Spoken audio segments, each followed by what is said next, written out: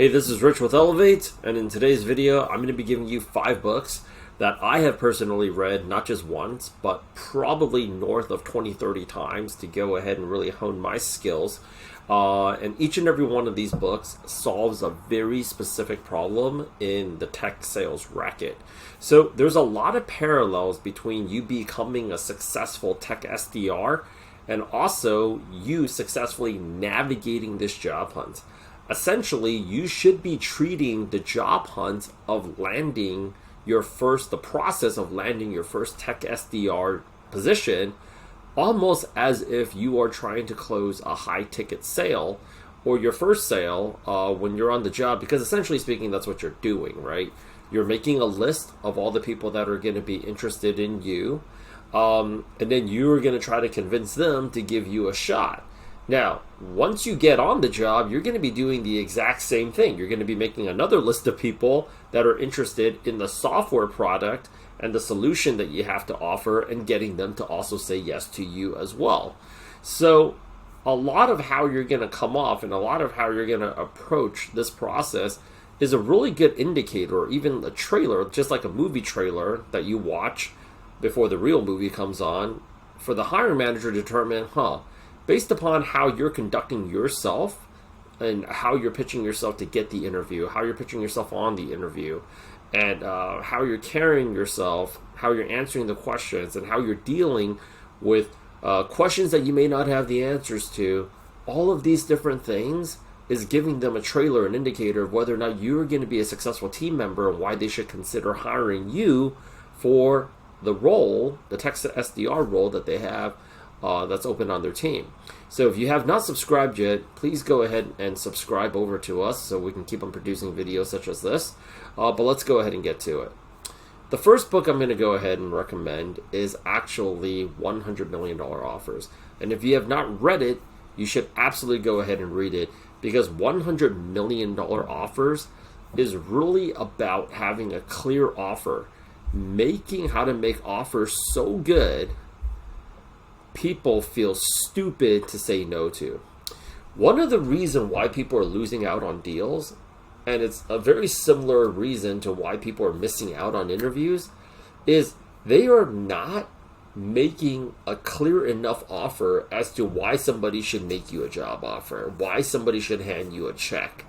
They don't know what they're getting. This is actually the number one complaint that people have, and trust me, as a business owner myself, I get pitched by services and other companies and other vendors all the time, and it's just like the reason why I'm saying no to you is because I don't know what I'm buying. It's been very confusing for me to even speak with you. In fact, this conversation that I'm having with you is increasing my anxiety. It's increasing my stress level. I do not want to talk to you ever again. And the fact that this conversation itself was free has already caused me so much discomfort. It has really led me to believe that I should not even be doing business with you. In fact, that conversation wasn't free because it's actually taking up my time, which is extremely valuable. So make a clear offer. And you're probably thinking to yourself, and this is where tech SDRs need to take a little bit of ownership for their career, is that, well, this is what my company told me to say. If you take a look at all the rock stars that are on your company or all of your future colleagues, the way that they got ahead in the company is by doing extra. So, yeah, your company's pitch might not be very good. Your company's pitch also, I want to be positive here, your company's pitch also may have been good maybe last year, maybe the year before, maybe when they first started 10 years ago, or maybe when they first started 20 years ago. But the market is constantly evolving, and you have other competitors. So if you see something that isn't done very well, and it can be improved, and I would say one of the best things, actually they talk about this, and they actually talk about this in the book, schedule a few calls with your competitors as if you're a customer yourself and see how they are doing it. You're probably going to realize something. They may be doing it better than you are, or there's a lot that you can go ahead and improve on based upon how they're doing it out there. Because they're always going to find, if you're the market leader in your space, your competition is most likely doing the same thing, and they're probably out innovating you, right? Same thing like in any product. Netflix has to constantly create better content if they want to be relevant, because the other streaming services are going to level their game up, so you also have to level your game up. Sometimes maybe your offer just isn't clear enough, or your offer just isn't juicy enough. It doesn't seem that compelling. Maybe there's a cheaper alternative and they say, we're doing it better and we're going to do it cheaper. So take it upon yourself to say, wow, we have 3-4 other competitors in our space. If you're working for a Salesforce or a HubSpot, there's they've listed out 4 or 5 other CRMs that are doing this and we're not doing it, or they're doing everything that we're doing for cheaper. $100 million offers. If you make your customer or your lead a very good offer, they shouldn't have to think about, they shouldn't have to go back and say, oh, I need to think about it. Okay, let me get back to you. You know what they're really saying when they say, oh, I want to get back to you, and they haven't said no. It's not a flat out no. It's not clear enough for them.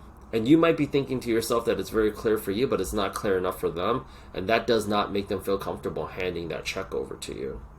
The next book I'm going to go ahead and recommend, that's also written by the same person, and just show you how powerful this book is. When this book dropped about 10 months ago, it broke the internet because everybody that's in the sales racket was reading it like crazy. Because having a $100 million offer doesn't mean a whole lot if you don't have leads, and getting strangers to want to buy your stuff is a pretty important skill. A lot of what you're going to be doing as a tech SDR, which stands for Sales Development Representative, is setting up appointments, following up with people, and basically getting strangers to want to buy your stuff. So you do need lead generation skills on the job as an SDR. Depending on the scale of the company, sometimes they you might stay in the SDR position for a while before you start closing. You want to go ahead and actually really hone up your lead generation skills. And it talks about all these different strategies to go ahead and drive more leads over. And if you become the best lead generation or appointment lead generation team member or appointment setter on the team, this opens up obviously the playing field to you becoming a closer and doing all these other better things, right? Now, another book that I think is really important for tech SDRs to go ahead and read is Never Split the Difference, Negotiating as if Your Life Depended on It, which was written by Chris Voss, who is a former FBI negotiator for the Joint Terrorist Task Force, or the Counter-Terrorist Negotiation Unit. I'm not really familiar with the verbiage, but essentially he worked he was a negotiator for the counter-terrorist squad within the FBI. He got sent all over the world to either negotiate or advise on negotiations. And I think in this book, if you are going to be very lazy about book reading, just go to chapter 5 where they talk about questions. One of the biggest mistakes I see with a lot of SDRs, whether they're on the interview trying to get their first job, or whether they are on the job trying to reel in their first batch of deals, is they don't ask enough questions, and they always just tell. Like, we could do this, we do it cheaper, we do it faster, we do it better, we are the best in the market, oh, we're better than them. The customer does not care. They want to. You need to ask more questions. You need to understand why they are saying no to you. Yeah, making a list of why your potential lead, and in this case, when you're trying to get a job, everybody that you're interviewing with, that's a lead for you, right? You need to understand why they're saying no to you. What are all their hesitations? And you can't do that without asking questions. You can't do that without asking the right questions. So this is a very good book in explaining, and actually, if I was to rewrite this, chapter 5 is all about what questions you should ask and to really get to that's right, which the author talks about in chapter 5 as the most important 2 words. So this is another book that you should consider. Expert Secrets is written by Russell Brunson, who is the founder of ClickFunnels, which is a software product. If you have not heard of it, you should do some research. But he also wrote a chapter, I think it was like chapter 8, that I really liked, where he's talking about explaining how your product actually works. A lot of times I see SDRs, they don't do a very good job in explaining how it is that the product is actually going to help make an impact on the how is this a benefit? You think that the way that you're explaining it's a benefit, but like, would you buy your own product? I think that's a very important question to ask.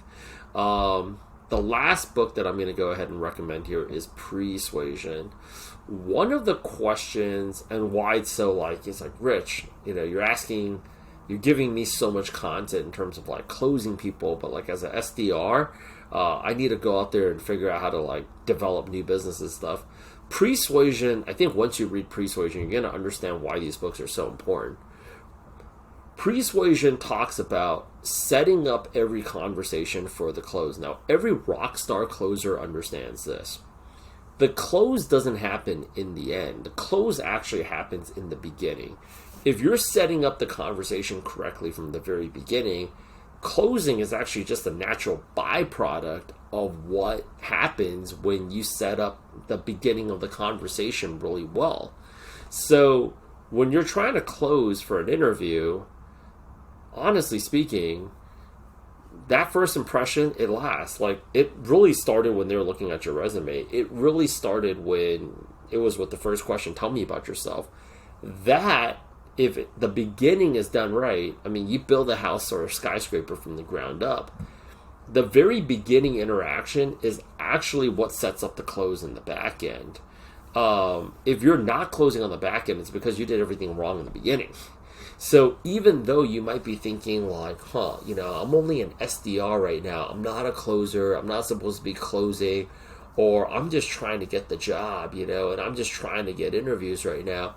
Just know that in this book, and this person here, Robert Cialdini, which you should read his other book called Influence, like the most important skill for a salesperson, actually for anybody in business, is getting people to say yes to you. That part happens all the way in the beginning. It doesn't happen at the end. If you're struggling to close at the end, it's because you didn't set up the beginning correctly. And that's why it's called persuasion, not persuasion. Well, I don't really want to get into like elementary Latin here, but it's how you persuade this person, how you set up the steps in the beginning.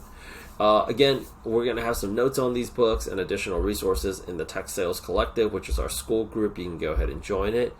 But definitely go ahead and check it out. $100 million offers, $100 million leads, never split the difference, expert secrets, and persuasion.